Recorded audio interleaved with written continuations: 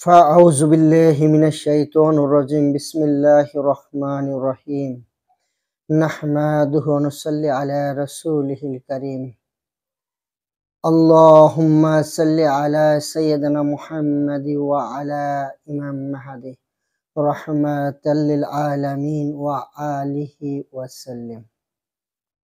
উপস্থিত সম্মানিত দিনদার ইমানদার সকল ধর্মপ্রাণ শান্তি ও মুক্তিগামী ভাই বোনেরা, সকলের প্রতি রহিল আমার আন্তরিক সালাম। আসসালামু আলাইকুম রাহমাতুল্লাহি ওয়া বারাকাতুহু।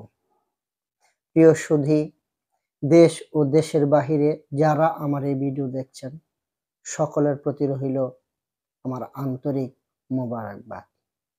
আবারও আপনাদের মাঝে বিশ্ব শান্তি ও মানব মুক্তির তরী মুহাম্মদী ইসলাম নিয়ে হাজির হয়েছে।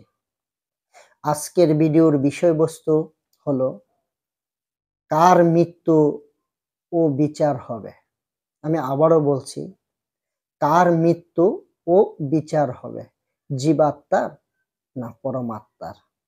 আসুন এ বিষয়ের উপর সংক্ষিপ্ত আকারে একটু আপনাদের মাঝে আলোকপাত করার চেষ্টা করছি। আমার প্রিয় শান্তিকামী মুক্তিকামী ভাই বোনেরা, মৃত্যু কার হবে, জীবাত্মার না পরমাত্মার? জীবাত্মার অপর নাম হচ্ছে নফস। জীবাত্মার অপর নাম নফস। আত্মা প্রধানত দুই প্রকার, পরমাত্মা, জীবাত্মা। পরম সরাসরি আল্লাহ রাব্বুল আলামিনের পক্ষ হতে এসেছেন। যেমন পবিত্র কোরআনে আল্লাহ রাব্বুল আলামিন বলেন, ওয়া নাফাকতু ফিহি মিন রুহি, আমি আমার রূহ থেকে কিছু রূহ তোমার ভিতর ফুঁকে দিলাম।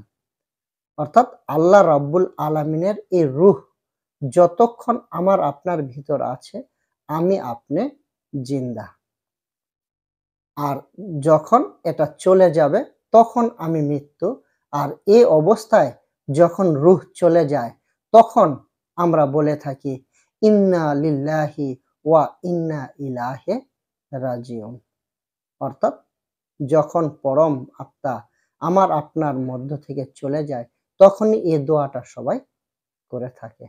আমার প্রিয় শান্তিকামী মুক্তিকামী ভাই বোনেরা, তো আসুন তাহলে পরম আত্মা কি বুঝতে পেরেছি যে পরম আত্মা হলো সরাসরি আল্লাহ রাব্বুল আলামিনের রূহ বা আত্মা।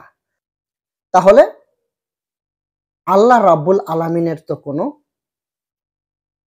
পাপ নাই, কালিমা নাই, লালিমা নাই, অহংকার, অহমিকা, হিংসা, বিদ্বেষ, মারামারি, কাটাকাটি প্রবৃত্তি, কুস্বভাব আল্লাহ রাব্বুল আলামিনের মধ্যে নাই। তাই এই পরম আত্মার মধ্যে এটা থাকার প্রশ্নই ওঠে না। আসলে আত্মশুদ্ধি মানে আত্মাকে শুদ্ধ করতে হবে। এটা কোন আত্মা? ওই যে বলেছি আত্মা দু প্রকার, একটি পরমাত্মা, অপরটি জীবাত্মা। জীবাত্মার আরেক নাম নফস। আল্লাহর রাসূল মান আরাফা নাফসাহু ফাকাদ আরাফা রাব্বাহু, যে নফসকে চিনেছে সে তার প্রভুকে চিনেছে। তাইলে কি প্রভুকে চেনার পূর্ব শর্ত হয়েছে নফসকে চিনা। আবার পবিত্র কোরআনে আল্লাহ রাব্বুল আলামিন বলেন, কুল্লু নাফসিন যায়কাতুল মাউত, নফসের মৃত্যু হবে। তাহলে নফসের মৃত্যু হবে, পরমের মৃত্যু হয় না। পরম চলে গেলে নফসের মৃত্যু হয়। নফসের মৃত্যু স্বাদ গ্রহণ করতে হয়। তাহলে কুল্লু নাফসিন যায়কাতুল মাউত, কোথাও বলে নাই কুল্লু রুহিন যায়কাতুল মাউত, রুহের মৃত্যু নাই। অর্থাৎ জীবাত্মার জীবের মৃত্যু আছে, সেটা নফসের মৃত্যু আছে। তাই নফসকে পরিশুদ্ধর কথা বলা হয়েছে, নফস আত্মাকে। যেমন নফস আত্মা অর্থাৎ জীবাত্মার ৬টি কুরিপু রহিয়াছে, কাম, ক্রোধ, লোভ, মোহ, মদ, মাৎসর্য। অর্থাৎ এই রিপুগুলার কারণে মানুষ পাপের কাজ করে, ছিনতাইয়ের কাজ করে, ডাকাতির কাজ করে, মারামারির কাজ করে, হিংসা, বিদ্বেষ, অহংকার, অহমিকা, মিথ্যা অর্থাৎ পাপাচারে লিপ্ত হয়ে থাকে। অথচ একজন মানুষ পাঞ্জাগানা নামাজ পড়ছে, কোরআন, তবজি, তাহলিল প্রবৃত্তি কাজ করে যাচ্ছেন, তারপরও তার মধ্যে হিংসা, বিদ্বেষ, অহংকার, অহমিকা, পরের হক নষ্ট করা, মারামারি, কাটাকাটি এগুলা কেন দেখা যায়, পাওয়া যায়? কারণ তিনি আত্মশুদ্ধি অর্থাৎ জীব আত্মাকে শুদ্ধ করতে পারেননি। যিনি পরম আত্মার সাহায্যে জীব আত্মাকে অর্থাৎ একজন মানুষের হায়াতের জিন্দেগিতে যিনি এই যতদিন তার হায়াত আছে অর্থাৎ পরমাত্মা যতদিন তার ভিতরে আছে, ওই পরমাত্মার গুণে যিনি জীবাত্মাকে অর্থাৎ নফসকে যিনি পরিশুদ্ধ করতে পেরেছেন পরম আত্মার সাহায্যে, তিনি আসলে পরিশুদ্ধ হয়েছেন এবং তার জন্যেই রহিয়াছে জান্নাত। যেমন নাফসুল মুতমাইন্নাহ। নফস প্রধানত ৫ প্রকার। নফসে আম্মারা, নফসে লাওয়ামা, নফসে মুতমাইন্না, নফসে মুলহিমা, তারপরে নফসে রহমানিয়া। এই ৫ প্রকার আত্মা। নফসে আম্মারা, নফসে লাওয়ামা, একে কিন্তু আল্লাহ কখনো জান্নাতের ঘোষণা দেন নাই। নফসে লাওয়ামা এবং নফসে আম্মারা হইল পাপের অর্থাৎ পাপের আত্মা। আর নফসে আম্মারা হলো পাপের আত্মা, আর নফসে লাওয়ামা হলো পাপ হয়েছে কিন্তু তার ভিতরে একটা বোধ শক্তি এসেছে কাজটা করা ঠিক হয়নি বা এটা পাপ হয়েছে, এরকম যার বুঝ হয়েছে ওইটাকে বলে নফসে লাওয়ামা।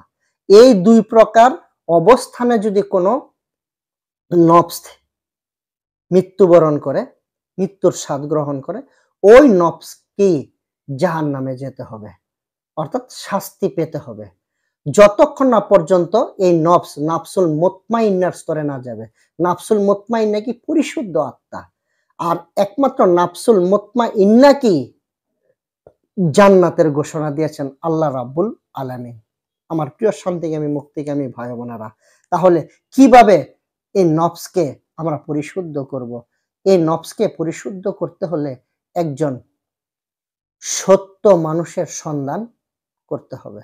একটি সত্য পথের সন্ধানকারী হতে হবে। সে সত্য মানুষ কারা? পবিত্র কোরআনে আল্লাহ বলেন, সৎ কর্মশীলদের অন্তর্ভুক্ত হও, সত্যবাদীর সঙ্গ লাভ করো।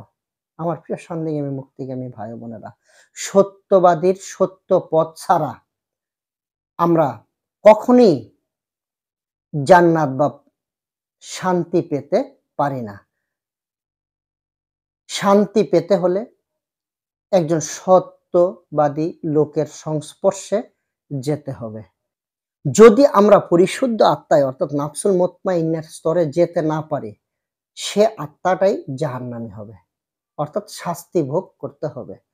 এই যে ১৮,০০০ মাখলুকাত, ১৮,০০০ মাখলুকাতের মধ্যে মানুষ হলো সর্বসেরা। কারণ কি? এর মধ্যে পরমাত্মাও আছে, জীবাত্মাও আছে। যেহেতু জীবাত্মার সাথে পরমাত্মা আছে, তাই তো সে শ্রেষ্ঠ। আর কোন মাখলুকাতের মধ্যে পরম আত্মা নেই। যেহেতু পরম আত্মা অন্য কোনো মাখলুকাতের মধ্যে নেই, সেহেতু তারা মানুষের চাইতে তাদের মর্যাদা কম। আমার প্রিয় শান্তিকামী মুক্তিকামী ভাই বোনেরা, আসলে জান্নাত জাহান্নাম এই দুনিয়ায় থেকেই দেখা যায়। আমি একটু উদাহরণস্বরূপ আপনাদেরকে বলতে চাই। যেমন দেখেন, আমরা আশরাফুল মাখলুকাত বলে থাকি মানুষ, কারণ এই যে মানুষ কুলে জন্ম নিয়েছি, আমরা আসলে বলতে গেলে জান্নাতি আছি। কিভাবে?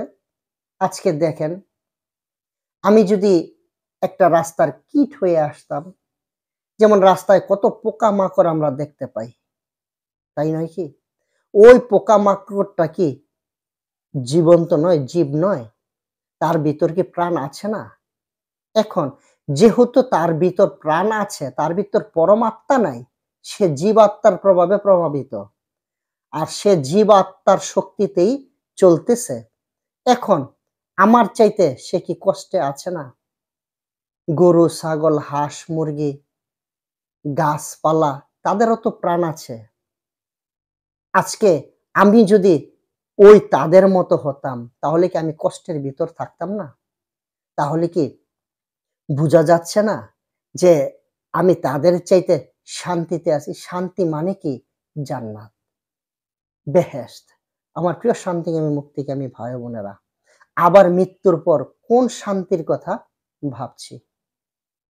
যদি এমনের হয় যে মৃত্যুর পর আমার আপনার স্থান যদি ওই পশু পাখি কীট পতঙ্গ গাছপালার ভিতর ঘুরে, তাহলে তো শাস্তির ভিতরেই থাকবো। অর্থাৎ এটাকেই তো বলা হয় জাহান্নাম। আর মৃত্যুর পরে যে শান্তির কথা চিন্তা করি, যে বেহেশতের কথা চিন্তা করি, এখনো তো আমরা বেহেশতেই আছি। তাহলে ওই পরম শান্তি কোনটা? ওই বেহেশত কোনটা? আমার প্রিয় শান্তিকামী মুক্তিকামী ভাই বোনেরা, যাহারা আল্লাহ রাব্বুল আলামিনের রঙে রঙিন হয়েছেন, পরম আত্মার গুণে জীবাত্মাকে যিনি গুণান্বিত করতে পেরেছেন, অর্থাৎ তাকে আর কোনো চর্মচরকায় ঘুরতে হবে না। অর্থাৎ পরম আত্মার সাথে জীবাত্মা মিশে গিয়ে নাফসুল মুতমাইন্নার স্তরে চলে যাবে এবং চলে যাওয়ার পরে সে প্রকৃত শান্তি অনুভব করতে পারবে। তাকে আর কোনো চর্মচরকায় ঘুরতে হবে না। আর কীট পতঙ্গ গাছপালা হতেও তো পারে যে আমাদের আত্মা আমাদের আত্মার চাইতে কি ও আত্মা জাহান্নামী নয়, কষ্টের নয়? কষ্ট মানে শাস্তির মধ্যে নয়?